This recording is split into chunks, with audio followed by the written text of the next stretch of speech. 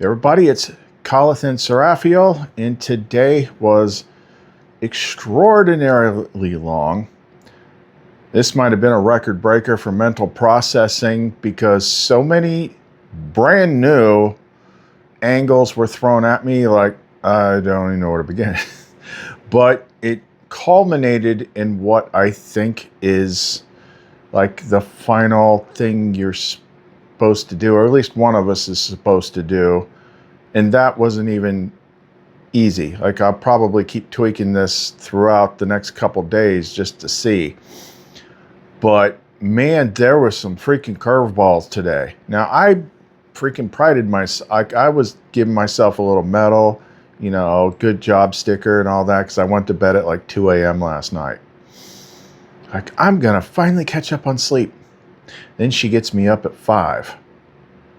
And I start, you know, looking at my phone and then thinking about stuff, and then I found a thread.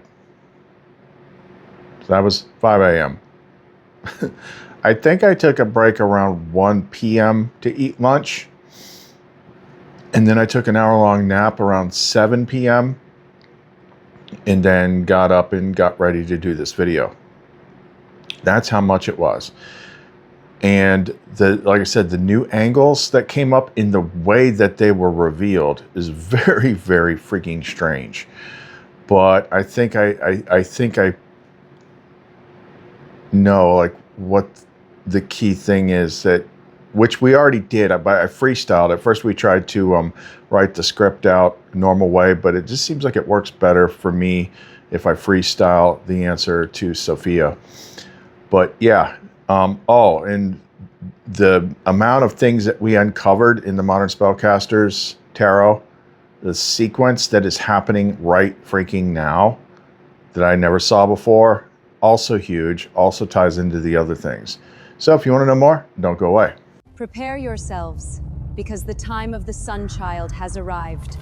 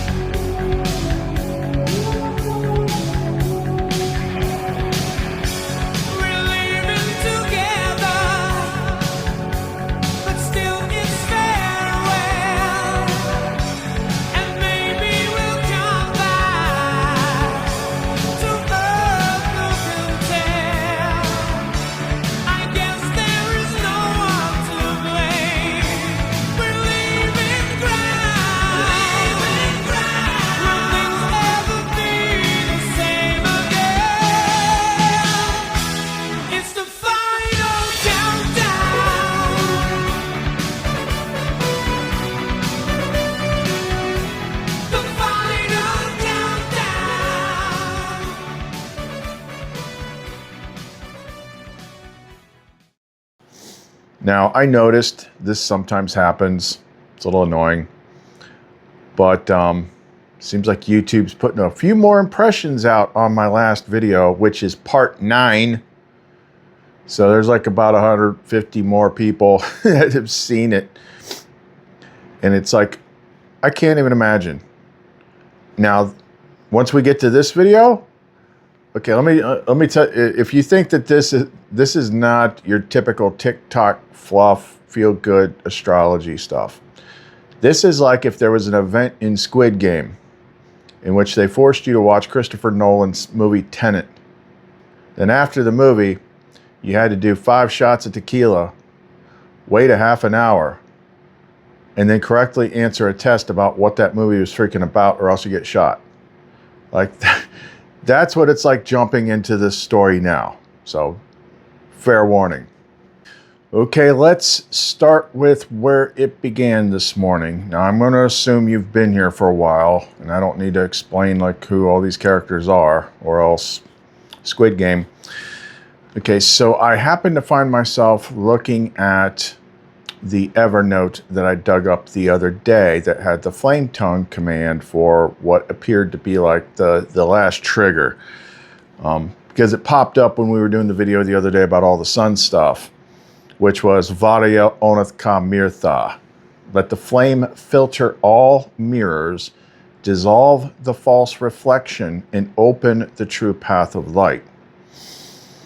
That will make more sense once we get to the last part. But here's what caught my attention this time. Stahl said, I didn't see it the first couple times I looked at it, but there was a line in here, because what this one was about when she gave us that flame tongue was back in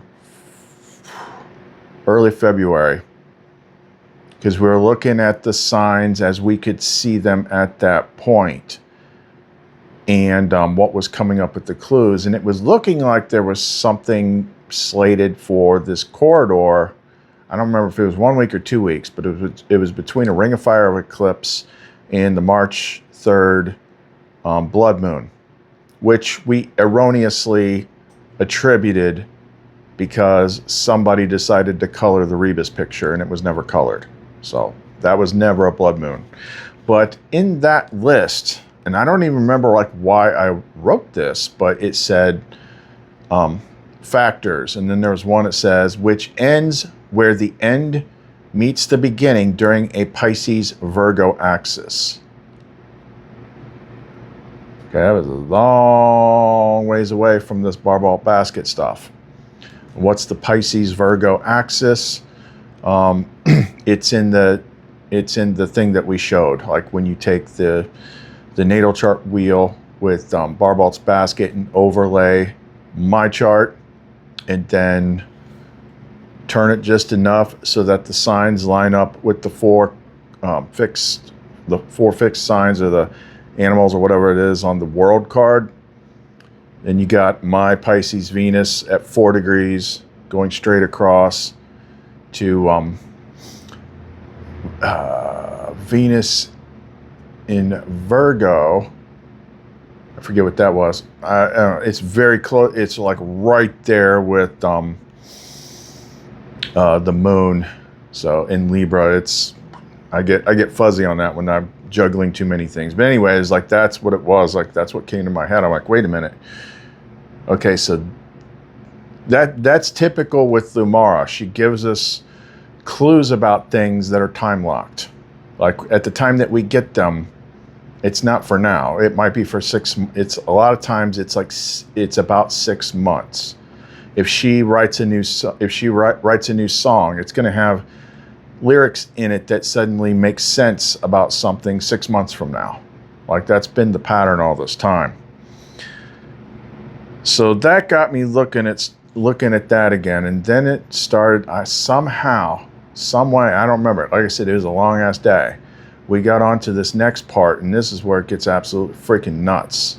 So this whole section here, I'm basically skimming through it after 12 plus hours of processing. It's okay if you don't grasp all of it. A lot of it has to do with my personal story that has been decoding this whole puzzle leading up to this time frame. And like one of the factors was, when Lumen, kept me uninterested in tarot.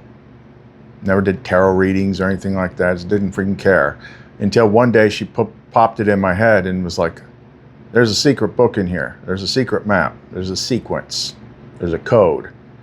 And started decoding it for me.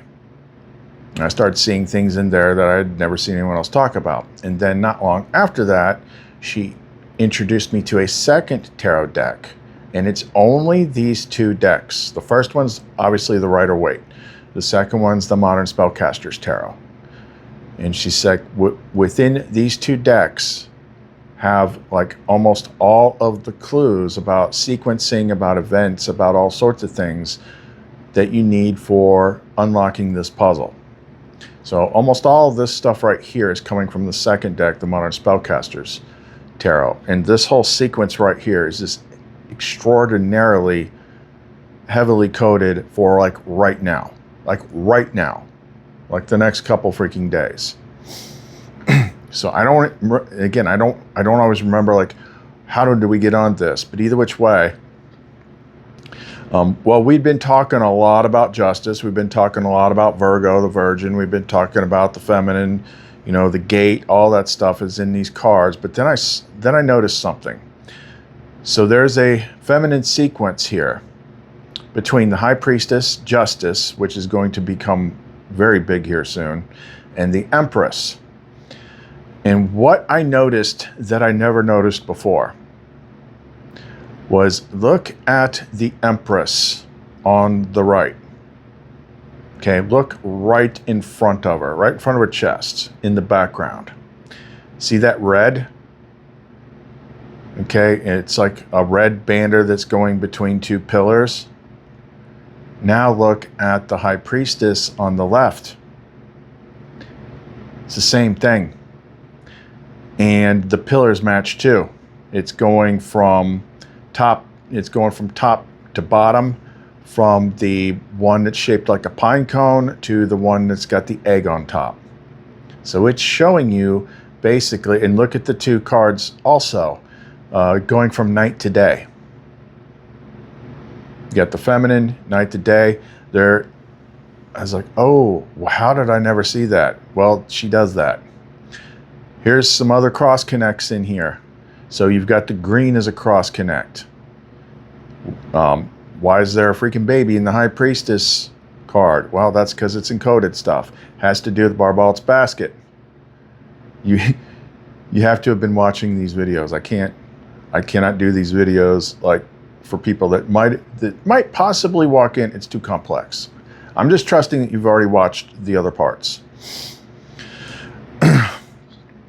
And then you've got grass or wheat in all three of them. So you got the wheat, you know, the baby's resting on that. And then in Justice, it's wrapped around her waist.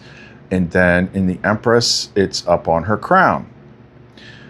You've got the zero gate on top of the High Priestess's head.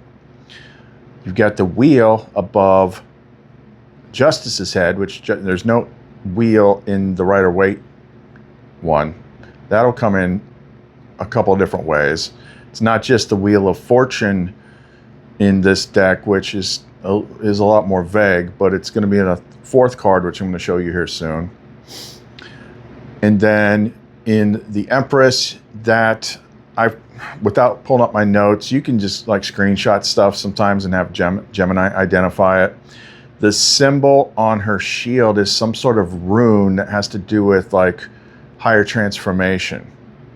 She's got the scepter in her right hand with the sun cross, which represents what we've already done, where it all started, surrendering the masculine power to Sophia, prudence, wisdom. Then you've got the sun, you got a gate, you've got a sun cross with 4 dots in it. So there's like 2 versions of the sun cross.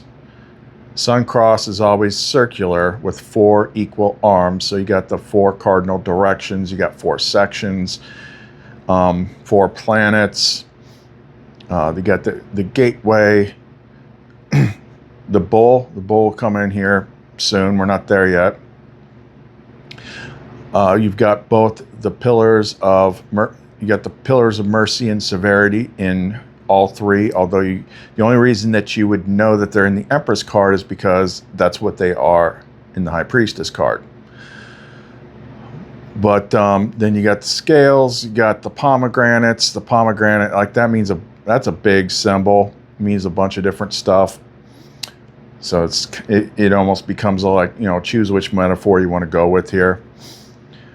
But I'm like, holy crap, like that's huge that I noticed those two pillars in the Empress card that directly connected to the High Priestess. So that means the High Priestess with the two pillars, the 0 gate. I mean, you could basically, in case you don't know what I'm talking about, so 101 is like the 0 point gate. It's the portal between the poles of mercy and severity. So the two ones, the 11 in, let me just check here. Let's see. The 11 in the High Priestess card is the two pillars. The oval mirror portal is on her head. The 11 in Justice is the two pillars, plus it's card number 11, which will come in again here soon. And then the gate, of course, it's a different gate, but you got the gate in the Empress with the four-armed sun cross over top of it. You've got, she's obviously a callback to Revelations 12, the woman clothed in the sun with the moon at her feet. I wonder, is that in there anywhere at all? I don't think so. Okay, yeah, it is. I'll show you how. The woman clothed in the sun with the moon at her feet and the 12 stars upon her head, and she was pregnant and about to give birth. The Empress is a pregnancy about to give birth card. The Empress is the sun card, and the High Priestess is the moon card. Both the sun and the moon are up in the upper right. I'm going to have to throw another one in here too. There's the thing about the baby that she's going to have, and then I'll have to throw this in here now. So taking all those symbols, if you jump then to the Emperor, which now this is getting more Revelation-y. The Emperor has his wand, which off the top of my head is an acorn, a seed, a single seed, and then a sun orb and a crescent moon on top. So he's the seed of the new thing, and then the sun is above that, and then her feminine moon is on top of that. So I guess the connection here with the Empress clothed in the sun with the moon at her feet, well, at her feet, the High Priestess came earlier, and it's got the moon, and her card has the sun. So all that stuff is in there. Is there anything else in the Emperor card? I mean, there's a bunch of stuff in the Emperor card. But yeah, then it's like the rest of the wheat is like being burned and all that stuff. Okay, so there's all that. And then this will come in, handy here in a sec. Okay, I just had to decode some stuff on the fly here. But here's the X factor in that set. Another woman card that's connected. And that is the Sun card in the Modern Spellcasters Tarot. So this is the Lumen card in there. So this blonde woman shows up twice, although she looks a little bit older in this one. She's wearing the exact same colored dress as she is in the Four of Wands. But in this Sun card is very different from the Rider-Waite Sun card, and this is why this is important up in the next part. So the Sun is freaking huge, and it looks almost like an airburst nuclear explosion, like a solar flash card. She's weaving something using, it looks like her hair, on a spinning wheel. So that wheel kind of matches the other wheel in the Wheel of Fortune and Justice card. And then there's not one sun child, but two sun children. It's like, So you look at her here next to the Four of Wands, like those are the only two in that deck where they look similar. But again, sometimes when the imagery doesn't match in one deck, you look at what it's saying and then you check the other deck. So we jump back to the Four of Wands in the Rider-Waite, and it talks about two women, blah, blah, blah. Together they will lead a dance across the bridge into the manor house. You know, big celebration. And then divinatory meaning, sanctuary, haven or refuge, harmony, concord, celebration, peace, accomplishment. So it's like, interesting. Like the number of ways that she taught me to look for the cross connections in these decks, like there's a lot. Okay, so now that we have all that, this is where the wild card curveball comes in. Okay, this is freaking wild. So let me preface this a little bit. This pattern that I've carried, that I've been unlocking this whole time, Lumen has been directly active in my life, but really it was 2001. It was like August of 2001 when she made the move, the first move that led to here.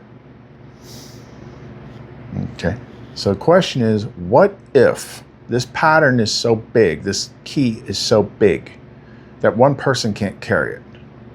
What if you need three? Now, this is something that is not in any of the books. It's weird. Like, we were theorizing about this. It's like, you know, that beginning meets the end thing. The end of the I Pet Goat 2, the Ouroboros, the full card, world card, 0 Point Gate, where the beginning and end overlap. It's like these solar characters. It's almost like, I'm not saying that, I'm just like, well, this is how it's panning out. There's this whole solar character thing going on right now. Okay? The character of Jesus, Yeshua Christ, he's not the first one. The same pattern has existed one way or the other over time. There's a bunch of them, if you look that up. I know they talk about it like in that old movie Zeitgeist or something like that, but you can look it up. Like it's a pattern. It seems to be like there's like a solar character element between ages.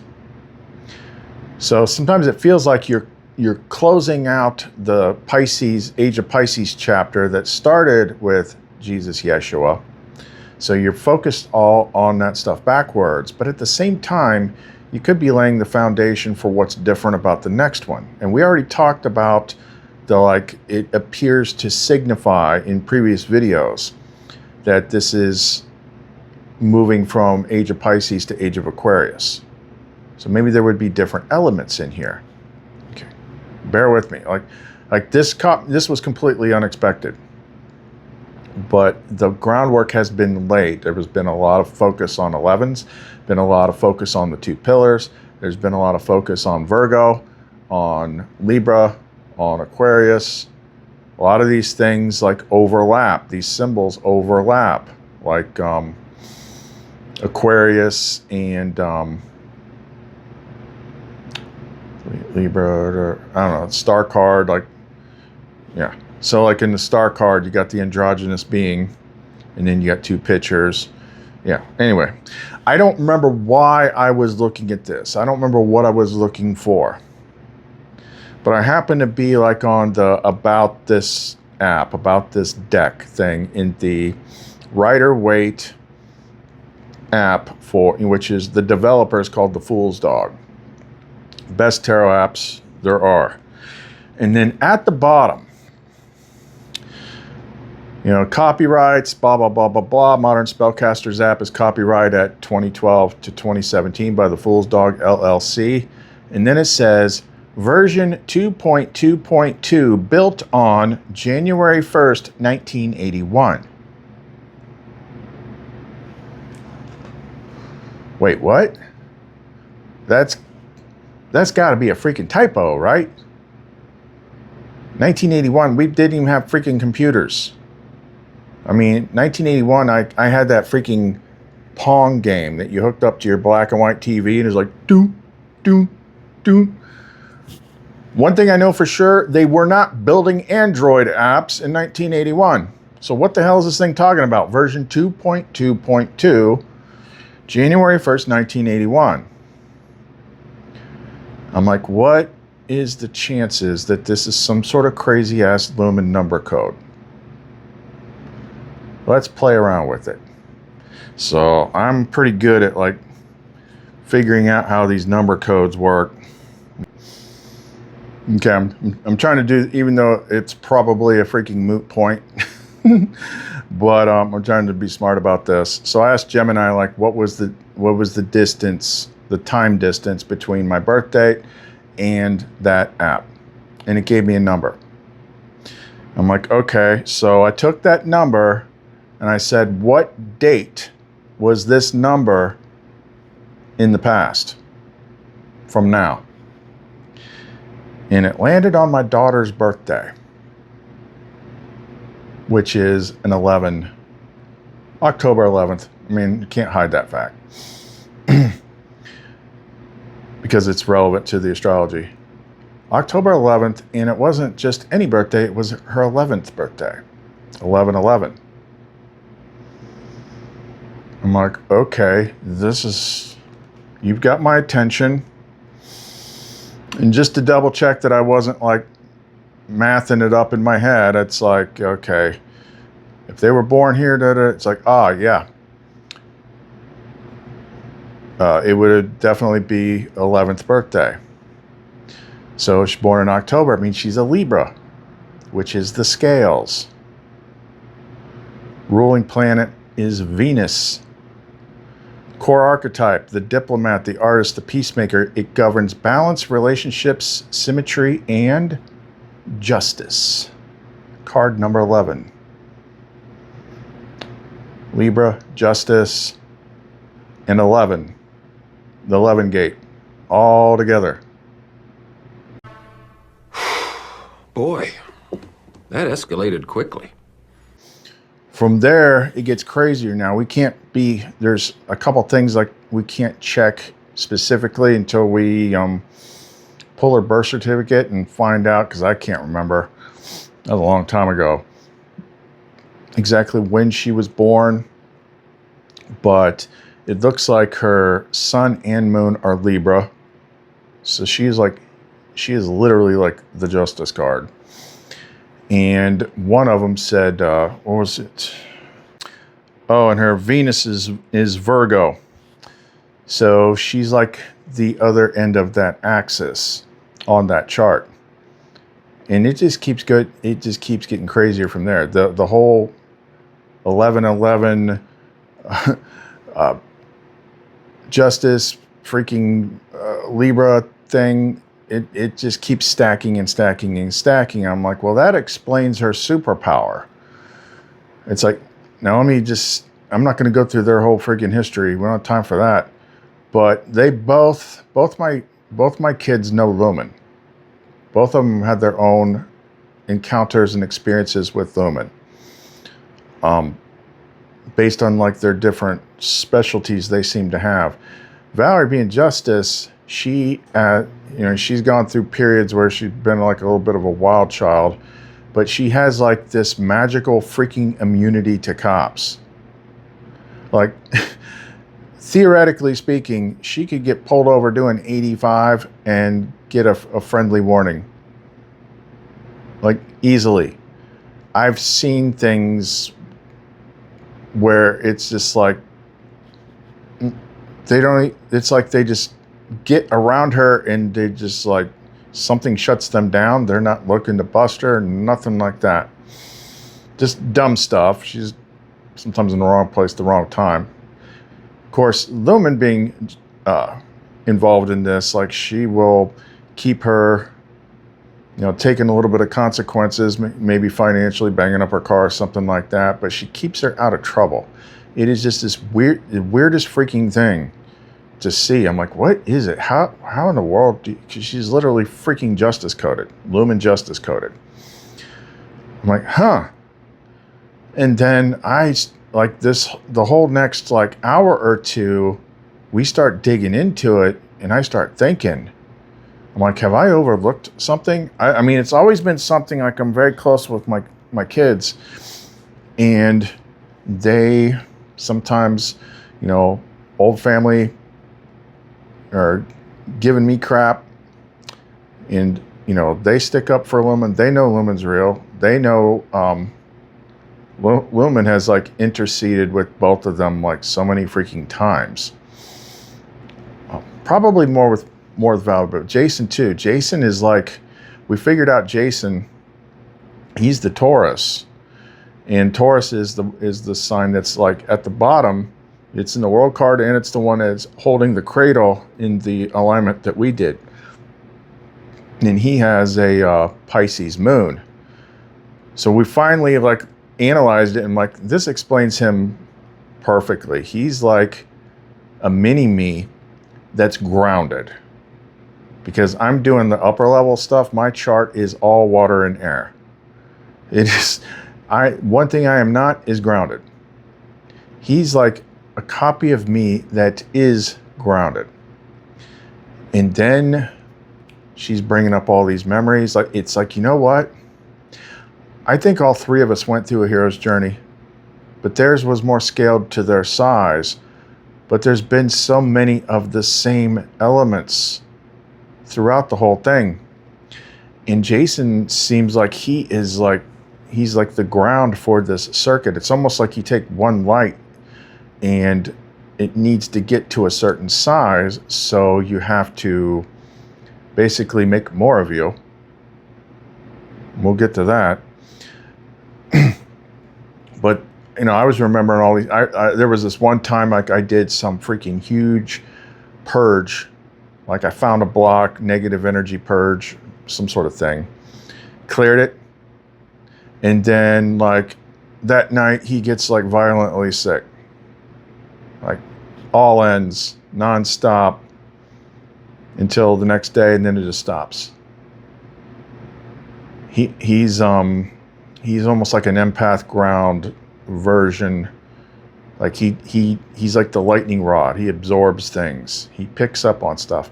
And there's been a lot. They've both had like a lot of the same types of trials that I have, scaled down to their level. But let's face it, like, if you're in high school in this day and age, like, there are things that are actually harder than they were like when I went in high school. But we sat there for like 2, maybe 3 hours dissecting this. And it's like, it really starting to look like Lumen is spread out between the three of us. And then other things that I was starting to remember, like, go back multiple years. And the amount of tests and trials and stuff I had to do was freaking ridiculous. There's a couple versions of what I call the Angel of Death test, which those suck. And the Angel of Death test symbolically in the movies is like the leap of faith. Like what they're always doing in like a couple of the Matrix movies. Like, oh, you got to climb to the top of the building and jump off. Trust me. But she'll do it like for real life. Like, she'll show you, present you with the evidence. It's like, this is what you had to do to get out of here. And it's like, that's crazy. But she will be so convincing. What it's doing is it's forcing your mind to do something. She doesn't want you to jump off a building, but she has to present it in such a way that it forces your mind to start recalibrating. And it's like letting go of things. It's like, this, because you got to let go of the world. And then you get down as far as you can go. It's like, this is the only 2 things I cannot let go of, and that's my kids. And it's like the nanosecond that you're subconsciously like, okay, I'm ready. And she's like, just kidding. Because she accomplished what she needed to do. She forced your mind to recalibrate. Oh, here this freaking solar child hero's journey stuff is like no freaking joke. It's no freaking joke. And I remembered that when I was looking at this, because I remember the explanation was like, you can't actually lose those parts because it's your light spread out. And that's why you got down to those two things. And I kind of sort of understood it, but it makes more context now. Now here's where it gets nuts if you've heard any of my story over the years. I talked about some of it recently because I didn't realize like how it was relevant. This is where Lumen plans this like way a long time ago. Okay, so it was somewhere around the Lionsgate time frame when I was working at the place, and she told me I had to go to this appointment. I had to take this extra job. Like I had to go to this one. I'm like, okay, fine. And then that's where I met my ex. Okay, their mom. And then so I'm looking at all their birth chart, natal stuff, and I'm looking at their experiences, and I'm looking at like Jason's had to do a lot of the same like battle type stuff that I have. Like crazy things. As he's actually he's had things happen that's like on scale of like things I've dealt with. Like freaking time compression dreams where that almost operate like the hell loops in the Lucifer show. He came over after that. He was he's like, Dad, he's like, I was only sleeping for 30 minutes. And it was like 6 months. It feels like it should be August right now. This was last year. It was like every day something bad would happen to someone in the family, and then he'd wake up again and he's not awake. He's still in the dream. Over and over and over. He's like, I didn't even remember you. And then eventually, he said he woke up and was looking at his phone. He saw a picture of me. That reminded him of Lumen. Then he started calling for Lumen, and that's when the bad stuff like revealed themselves. And he basically just called her and did the Benedict exorcism the best he could. And then he woke up. I'm like, damn. So I had to teach him like all the tricks for that kind of stuff, which he picked up like instantly. So the next couple of times it happened, he actually kicked their ass pretty good. And then it stopped happening. So he'd deal with more hardcore stuff. Valerie deals with other types of stuff. But because their head is not up here in it all the time like mine is, you can almost miss it. You could almost miss it. But the interesting thing was, I just had an inkling. I'm like, because I knew it was July, but I couldn't remember. Like I blocked most of the previous part of my life out. So I was able to easily find like the date, in the records, like when we actually got married. It was like 7/11. There's 11 again. But then again, I'm like, 7/11. Where have we heard that recently? That I swear we've talked about 7/11. Oh, it was like a video or two ago. Genesis 7/11. That's when the freaking sky opened up and the flood started. What the hell? And then I started tracing it back best I could through memory. And then the story, as most people know it, is now the whole thing that's happening is like Lumen is like jumping around and people in your life. So she was inhabiting the ex for a good long time. And she was definitely inhabiting her at the time that they were conceived. And then I always say, like, in 2012, when the whole Lumen thing started, God help you if you've never seen this channel before. But the person that just all of a sudden one day, like, copied themselves into my head, and I'm like, what the hell? Like, I never paid attention to this person. Didn't know anything about them, nothing. But it was like another version of them And it's like Lumen just picked somebody specific and copied herself. And eventually she would kind of change and take on her own appearance and things like that. And it didn't have much to do with that person. Except a memory popped into my head. Because she worked at the daycare that they went to. And she was really attached to Valerie. Like, you'd go in there and she would always want to like rock Valerie. Like motherly. I'm like,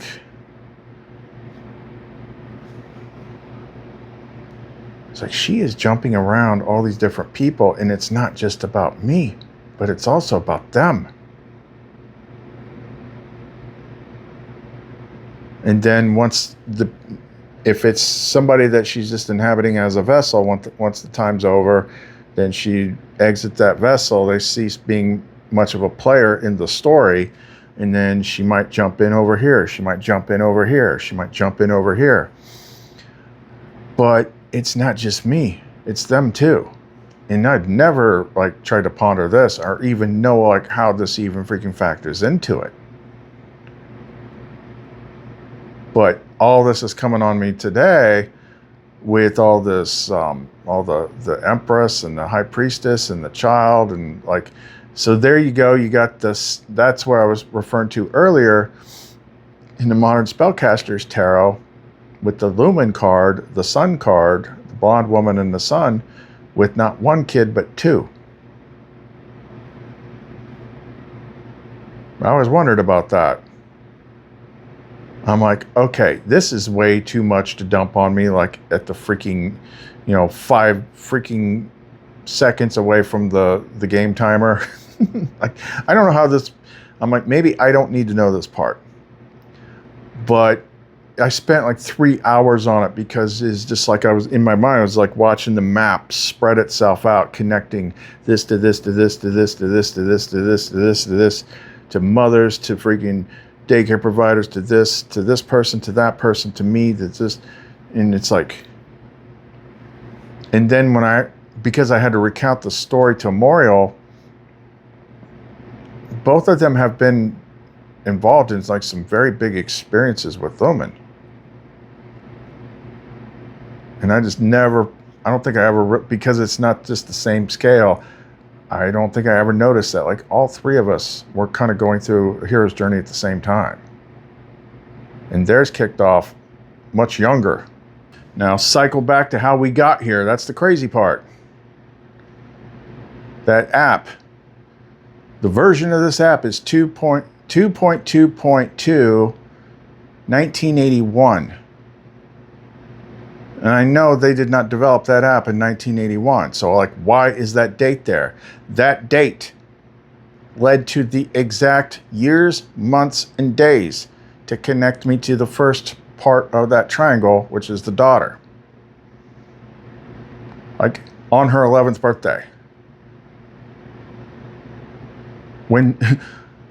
Which is the 11th day of the month. Which is the Justice card. Which is the 2 pillars. I'm like, that is freaking crazy. That is freaking crazy. And then to find all that other stuff too, right down to like the day we got married, like all of it. It is just crazy. Like I'm not even sure like how to interpret that right now, but that's just like all this stuff is like playing out somehow. But let's go ahead and jump to the last part, which is like what I think the final test was that I did earlier, and I'll probably fine tune it some more, but this is freaking big. And parts of this are in at least one of Lamara's songs, Garment of Light, and there could be more. But this is one of those things where you start to see, for me at least, like something started to happen in the last 2 days and then it stopped. Like certain things will happen with other people, or allegedly other people if it's the internet, that are so obvious and so random and so specific that you know that this did not just magically freaking happen. It's her or something that is trying to get you to see something. And maybe you didn't see it fully the first time. But this is where it led to the final answer.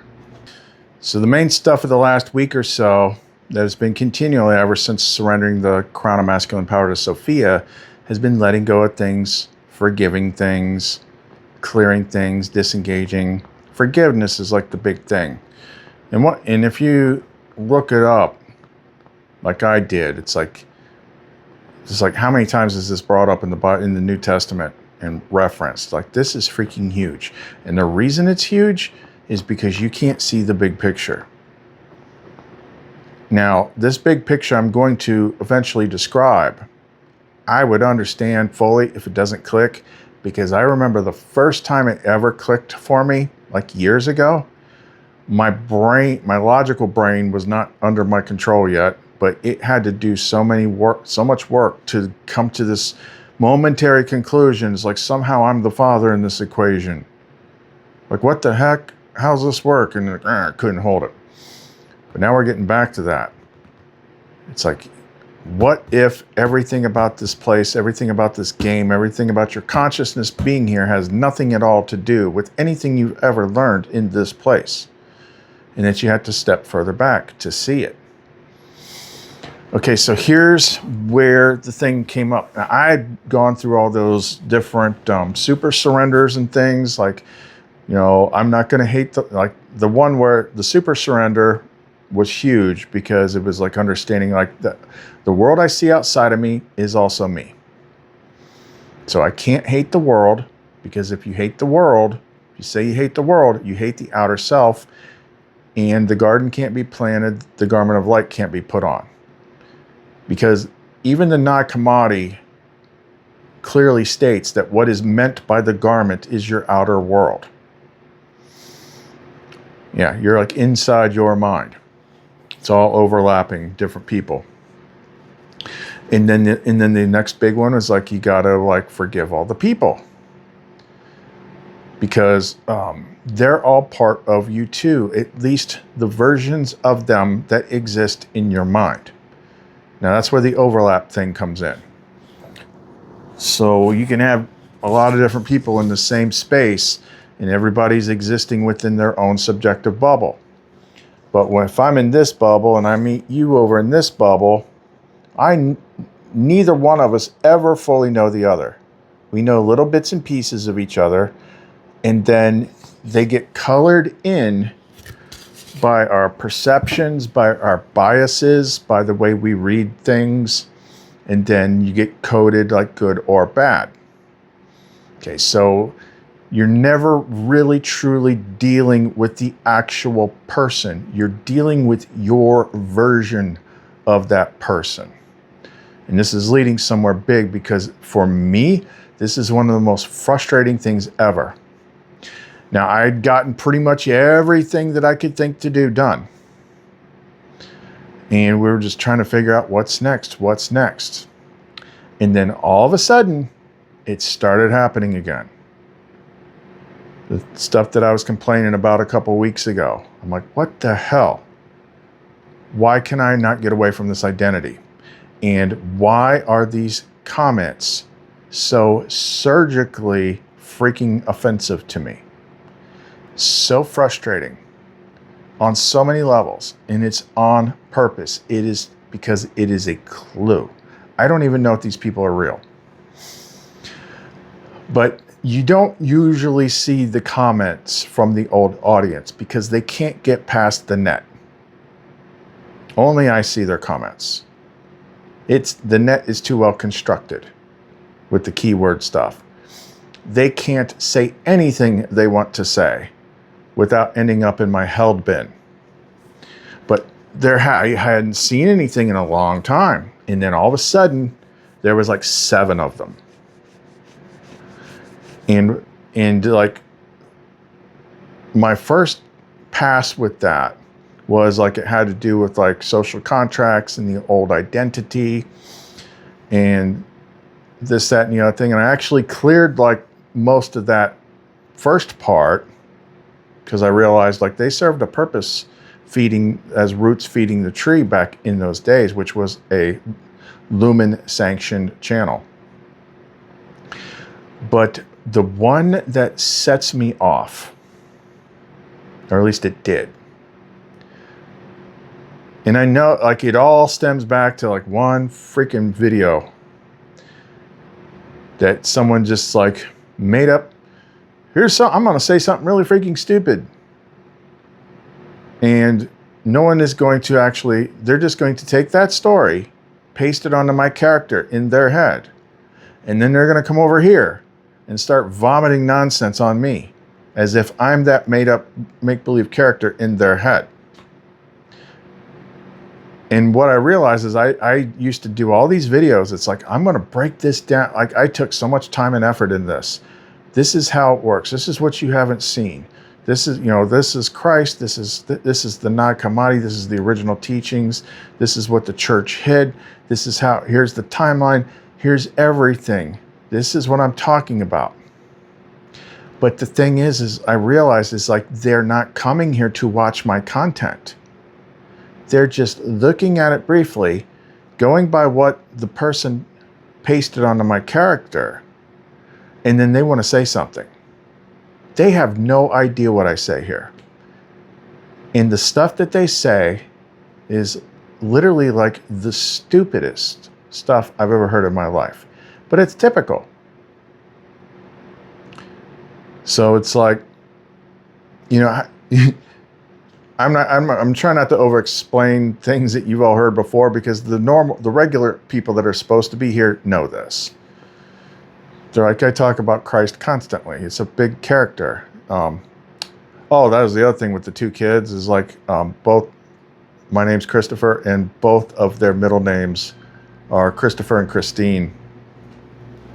Okay, getting back to it. So what happens is that people that are controlled by the reptilian brain programming that we've detailed mostly through second half of last month. Like that is one of the big roles that religion plays is they hit your reptilian brain with a bolt of lightning with the most, because it's supposed to be sensing for threats. So they give it the biggest existential threat imaginable with their made up hell. If you don't follow the rules, this will happen to you. That effectively hijacks the reptilian brain, and that warning system becomes the voice of God and discernment about dangerous things. And then you're stuck in their freaking trap, and this has been going on since freaking forever. If not Christianity, some other God system. Okay? So you got that. So the stuff, so it drives me nuts is like, because they're like, at the level that I'm at, which is, let's just theoretically say this is level 20 out of 20. Like those people from that audience are level 2 awareness. Okay, that's like a kid in kindergarten in art class that's like eating paste and picking their nose and eating their boogers, going up to a freaking astrophysicist and trying to tell them how the planets work. But they were like, you need to seek Jesus because what you're doing is, this is all demonic. You're being deceived. And the funny thing recently, those crystals and rocks are deceiving you. It's demonic. It's deception. Wait a minute. So is this what you think is happening here? That I'm sitting here at night being like, and I think the rock's talking to me like, you are under my control now. You will believe and do what I say. Now go do my bidding. Yes, rock God. Like, what the hell are you talking about? Like, you think I'm crazy. You're talking about your imagination. You're imagining freaking demons that you've never seen. You're imagining that rocks talk, and you're imagining that you know what I'm doing. And you think that I sound weird. So that's been like the thing, and it's been the annoying thing because it was like the only thing that still gets under my skin, and I hadn't figured out why yet. So it just, but my pattern recognition is so high that I would screenshot all these and keep a file. I'm like, look at this. Like, this is not random. This is not the random writings of random people. This is like this is something specific. I don't even know that it is people. I don't know any of these people. I don't know why they think they can just walk into my room and tell me what's up. You have to freaking obey the imaginary people in my head. I don't ever tell people like you have to freaking accept this. I'm just telling you like this is the truth that I experience. If you are interested in it, you need to seek it yourself. They're like, no, I've got this angry God that thinks everything is demonic. That's the thing, is like they talk about demons more than anything. I'm like, you don't, and here's the frustrating thing. This is gonna be relevant in a minute. You don't know you're talking to a person and they're so far gone that they're not reachable. They're not teachable. Their logic does not work. They're convinced. Their reptilian brain is in control. Their logic part of their brain is not accessible. Now, why am I seeing it? Because that's the key. It's not random. It's not spread out. Like, there's been some that I've shown Memorial, like before he even looked at it, I decoded it. And then he checked it. And it's like, some of these things have like upwards of like, I think we counted like 15 psychological manipulation things. Stop what you're doing. Stop what you're doing. Stop what you're doing. Okay. I'm not complaining about it. I'm explaining something that's going somewhere. So I'm like, why did this show up? Because before it was like, you know, here's one here, here's one there, but it was like 6 of them in a very short amount of time, same day, across different videos with different people. I'm like, that doesn't happen. And it's like, a lot of them seem like they're going from the same script. The stones are mesmerizing you.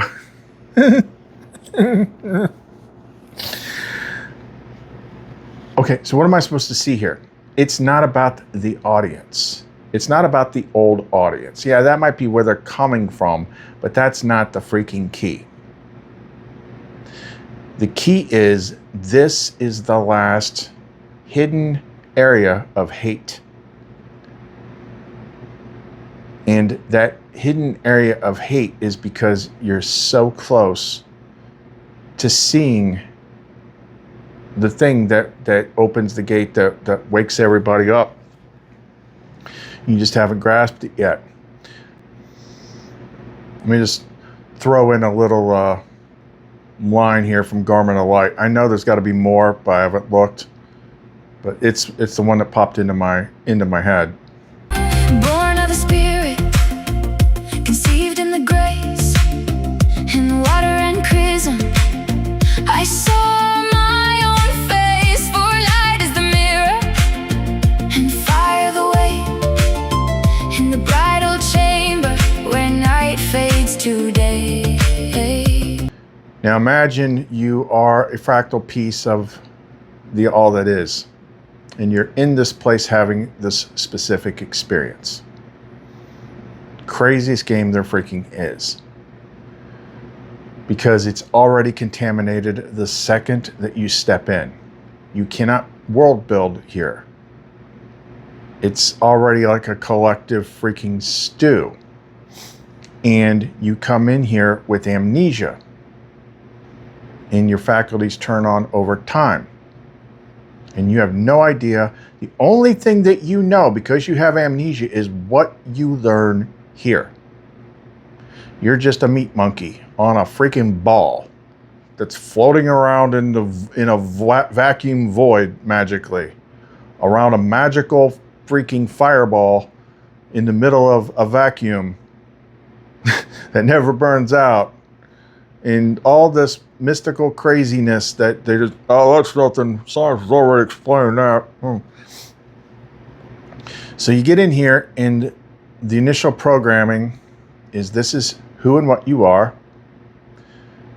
Then you need to learn about authority. Authority is like designated characters outside of yourself in the physical world that get to tell you what to do. And then there's this other thing. You'll learn about it a bunch of different ways, but let's just say there's another thing that controls everything, and it's an invisible man in the sky.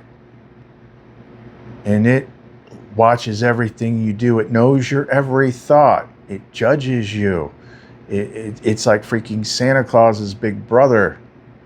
And all this, you program all this stuff. And then when it comes to that part, then there's a building, and then there's all these people that can tell you all about it and all the rules that you have to follow. And that is taking that God thing and programming it to your reptilian brain. So you live in existential guilt and fear and shame, never processing things and being too scared to make the moves to discover your true nature of what you are, because you've been trained your whole life that you have to come up, you cannot color outside the lines. You cannot think, say, or do things that go outside of what normal people say, what other people agree with, what authority agrees with, or else you will be viciously attacked, you will be extremely isolated, so on and so forth. You're not allowed to wake up out of the box. Now you go through stages, and you can clear one thing, clear the next, clear the next. You can get to where like you're not fighting the external adversary anymore. You figure out that thing you call Satan down on the ground, the demons that are deceiving you, is your own like projected shadow. And that's why that old mimic character is always dancing in the intros. It's like, we know what it is now. It's like the projected shadow of the child. Like, we've disarmed it. We've disarmed all this stuff. But there's one last freaking thing. So you're getting to the point of awareness, even if you can't prove it to other people, that the way the experience of life works is you are this fractal. And within your subjective bubble, everything revolves around you. And you have honestly no logical way to ever know if the people that you interact with aren't seeing the exact same thing.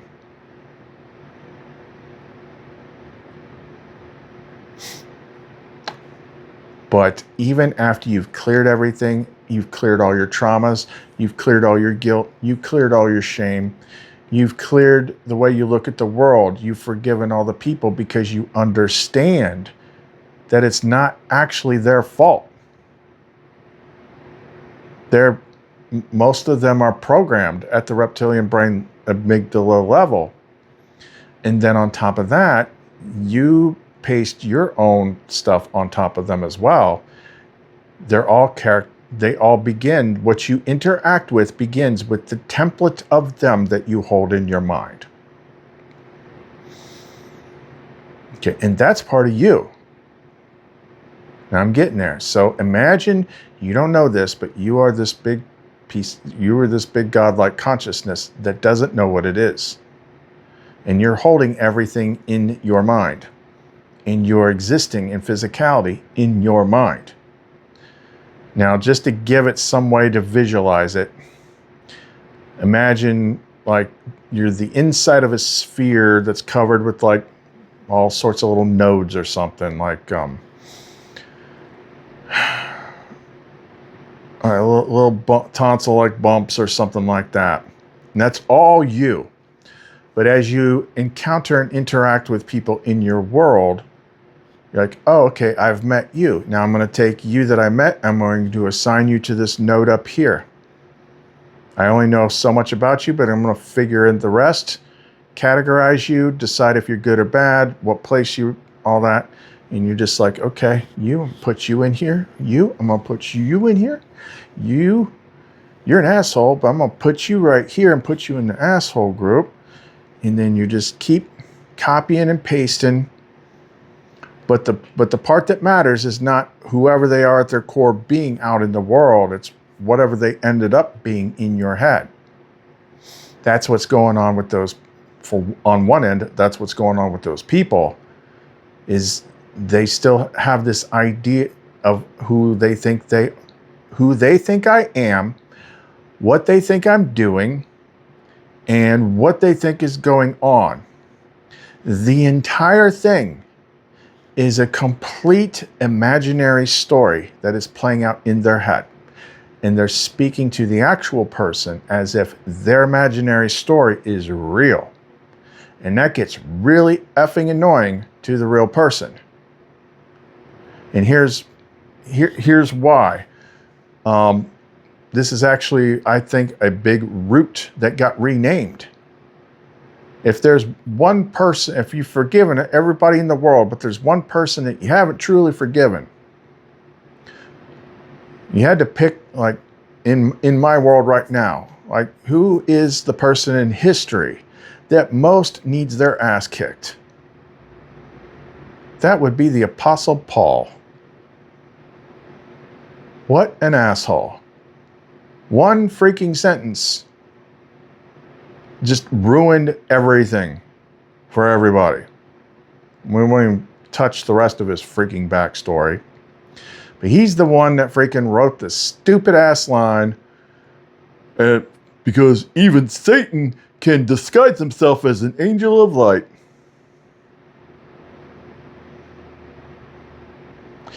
It is so hard to think of that and not want to wring his neck.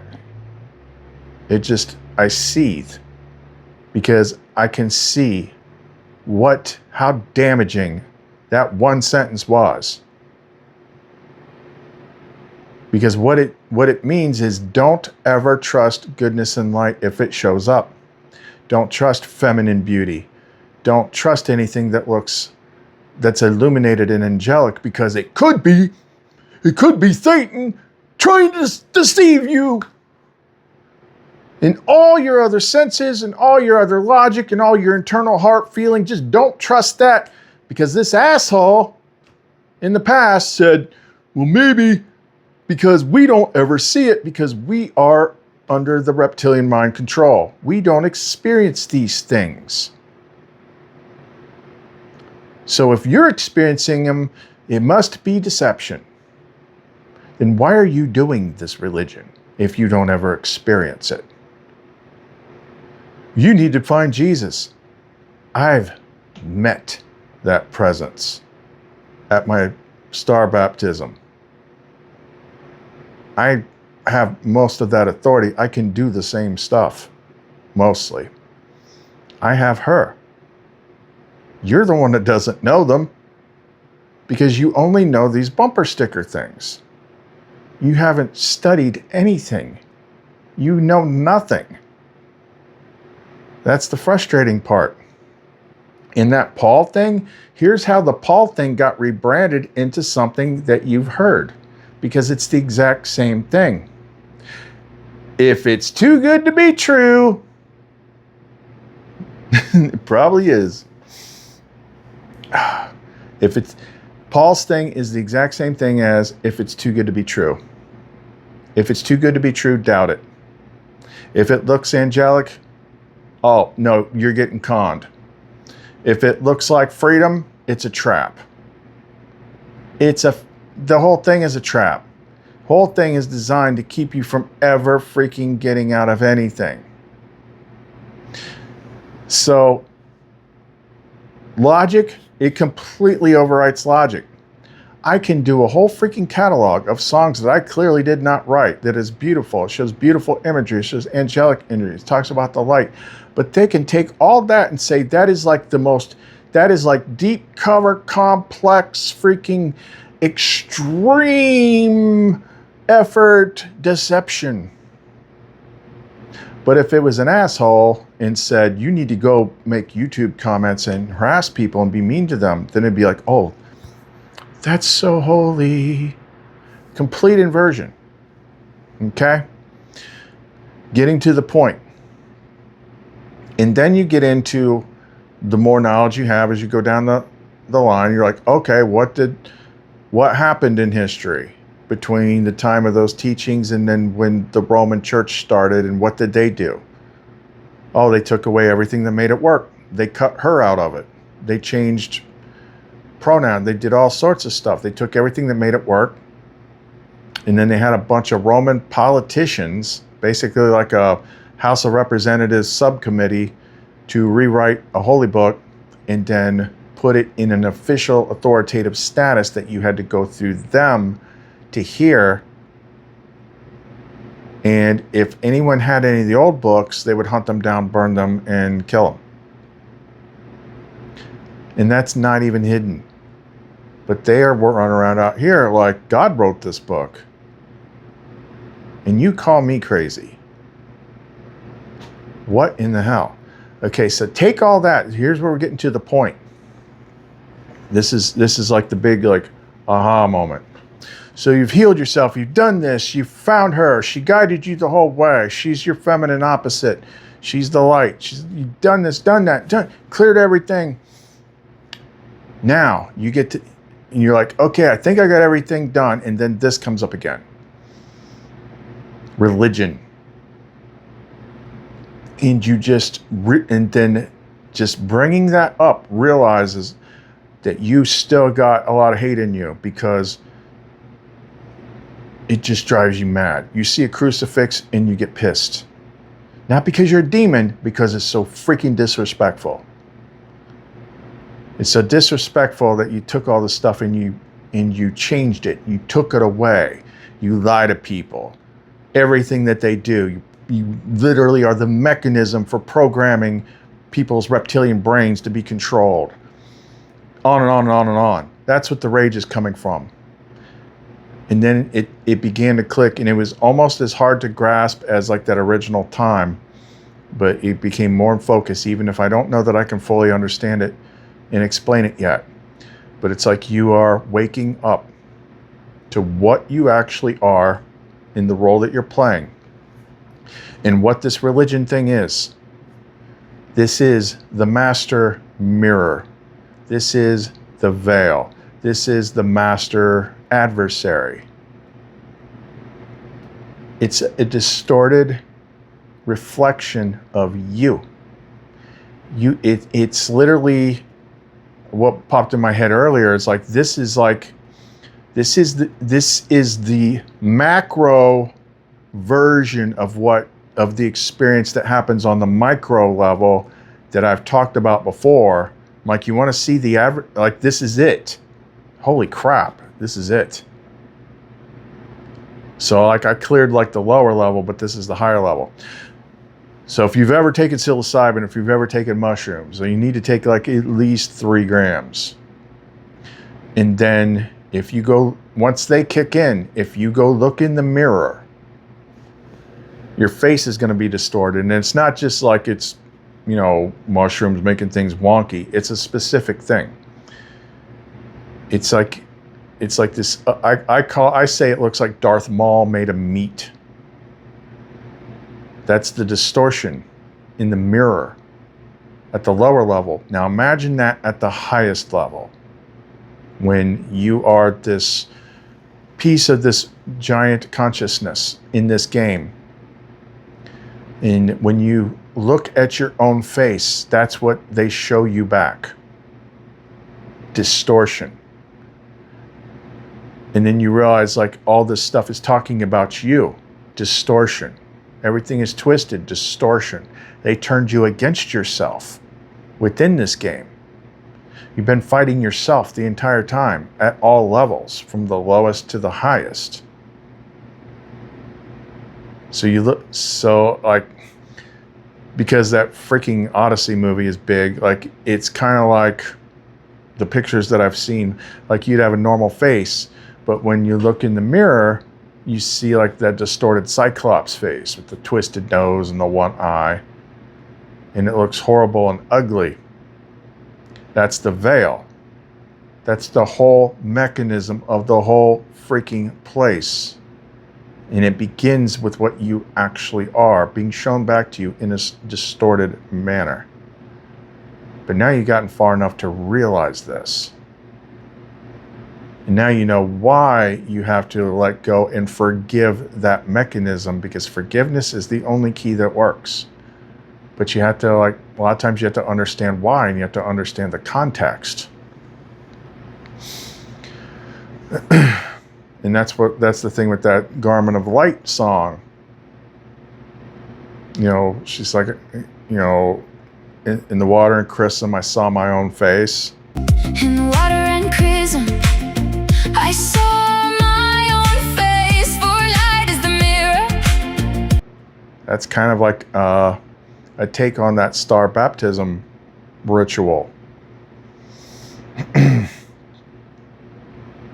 Because, like, if you're doing the star baptism ritual and the lights are sparkling and you're looking at your reflection, you'll see your face, but it's also shiny and bright and light and like that's what you really are. But what religion specifically does is it holds up the distorted mirror.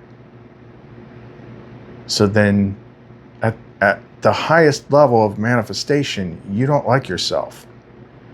You don't trust yourself. You look like a monster.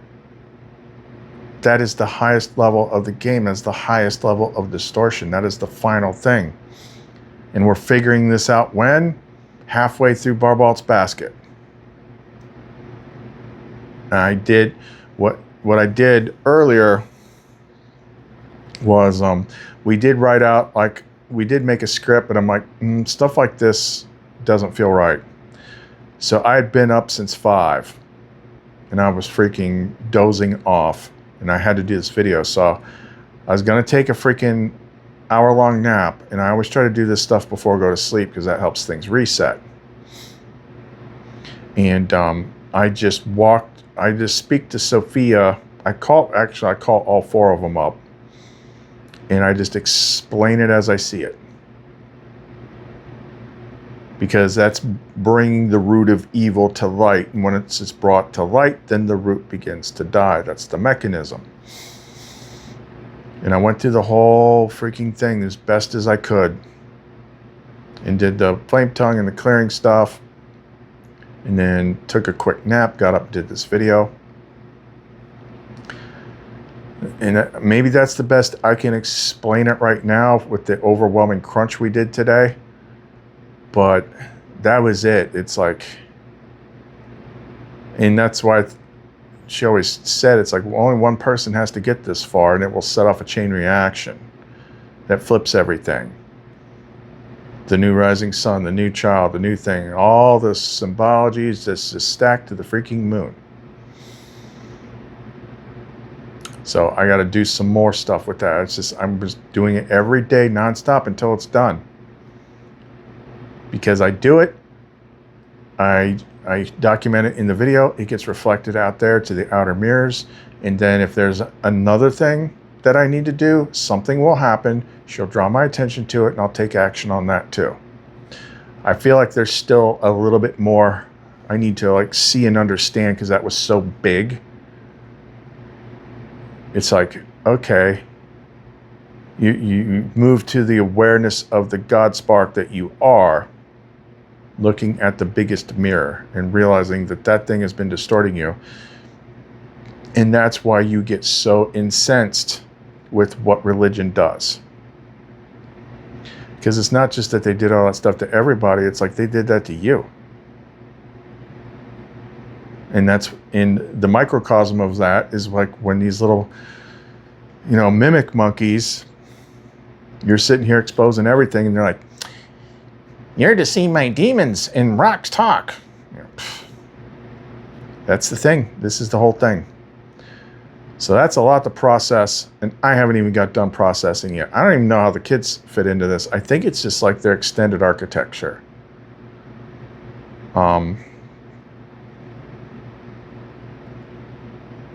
They fit into like all the stuff like a circuit, but she's like, don't worry, like whatever their parts are in this is like an automatic thing. I'm the one that's still piecing stuff together. But definitely the daughter is connected to Libra and Venus, like that whole movement of the moon and Venus because that's the countdown. Like today is, oh, I just looked that up. So today, the moon's in Virgo, which Venus is in Virgo. Tomorrow is probably by the time most of you see this. Tomorrow and Tuesday, it's moving into Libra. That's the scales. That's justice. That should be interesting. And then Wednesday the 22nd, it moves into 1 degree Scorpio when the sun moves into 1 degree Leo. And that is what they show you at the end of I Pet Goat 2, which announces the sun infant. Heliofont. And the understanding that I've gotten in the last day or so is like, yes, symbolically we think of like sun baby, like a baby that's lit like the sun, and not a baby sun, a new sun, a reset light, a reset projector. Maybe we'll have 2 suns. Solar flash, all that stuff. We'll see. But it's like, how can something like, I've never ever in all my years seen symbolical stacks and cross connections and maps and all this stuff like it is pointing to right here. Like I said at the beginning of the video, I found that note, and it started this morning with that note about the sun reset command. It's like it ends when the beginning meets the end and the Pisces Virgo axis point. Like, well, that's now. All right, we'll see. Okay, so if you want to support the channel, ways to do that are in the description box below. Etsy store, clumencreations.etsy.com. We continue on until things change.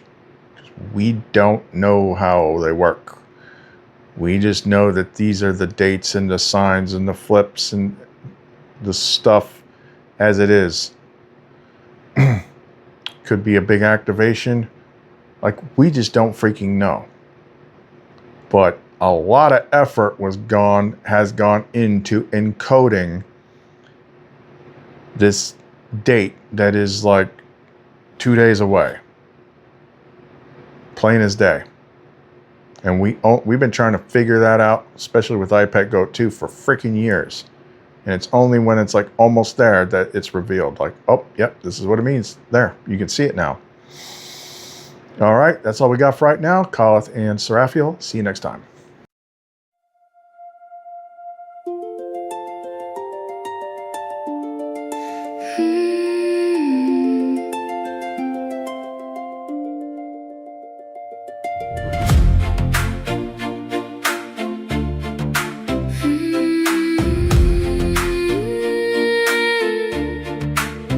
I was lost in the shadows, bound by the night, searching for something beyond mortal sight. Then the waters called me, the fire burned bright, and I stepped through the veil into perfect light. Oh, the powers can't hold me, they don't know my name. I have passed through the mystery, I have put on the garment of radiant fire, draped in the glow of the holy desire. No chain can bind me, no darkness remains.